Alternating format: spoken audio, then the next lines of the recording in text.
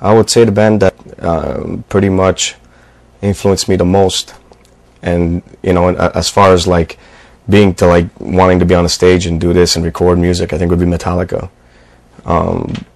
There's a lot of bands I listened to growing up, but like that one was the one that I, you know, saw and I was like, man, they got something, you know, and I'd like to, you know, try and do something like that. And I started off with the band by playing, you know, bass, and because every other position when we started was taken, so I figured, you know, I'll start with the bass, and eventually became the vocalist of this band. And I've loved it since the first day I started it, and you know, it's a very important thing to me. Well, the first band that made me really want to play music and was AC/DC back in like when I was about 10 years old. My brothers used to listen to that, and I found it very like very intense at that time, you know. Now we know that there's more intense music than that, but I mean at that time it was pretty heavy for us, you know, 10 years old. So I just started playing drums, and then I switched on guitar and bass after that, because you know, too much noise back home, and parents, no drums, so that's how I began. Well, easy one. It was fucking Kiss. Well, it all began when I was like 5 years old, and my cousins brought me Kiss Alive 2. Then all hell broke loose after that, because I didn't care about music before.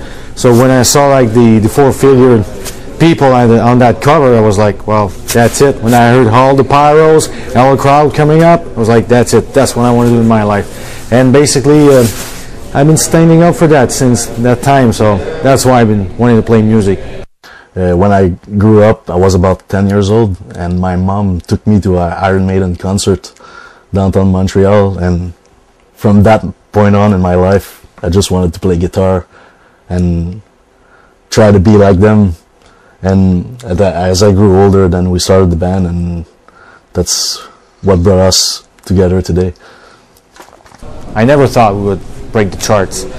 I didn't think we were like a chart band, but if people like buy the album and we get a little more popular, well, good for us and good for them, you know, because we can put out better records and play more spaces, more places, and it's good for the band, I guess, and I feel really good about it. It's nice. Wow, that was a surprise, you know. You never expect nothing from music because there's so many bands around.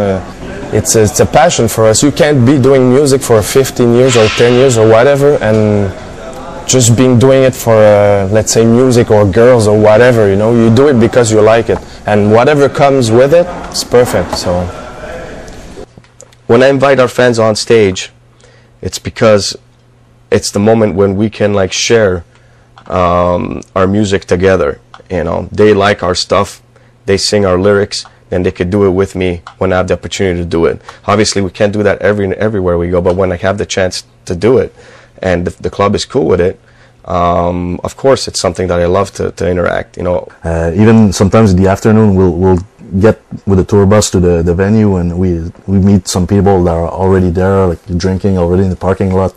And to me, that's the best moment of the life on the road. Like we meet some people and spend time with them, and we drink beer together. And we're the only band that was doing that. And I think to me, it's something that's important to have that type of relationship with your fans, you know. And it's a respect thing that we give back for what they give us.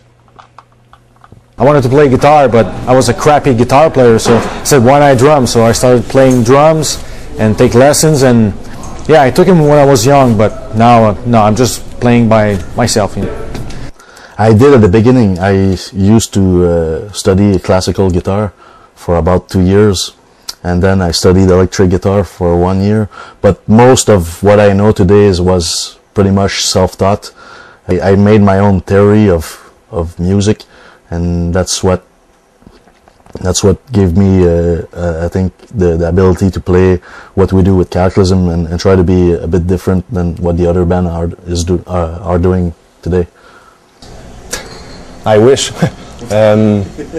I took guitar lessons. I did like 1 year in school of jazz guitar. Yeah, but that's pretty much it. You know, I just learned from here to there and just playing with some other musicians, you know, showing me stuff. I never took bass lessons. I learned on my own. I was never, I think, a great bass player. I think I was a good writer, but I don't think I was a great bass player.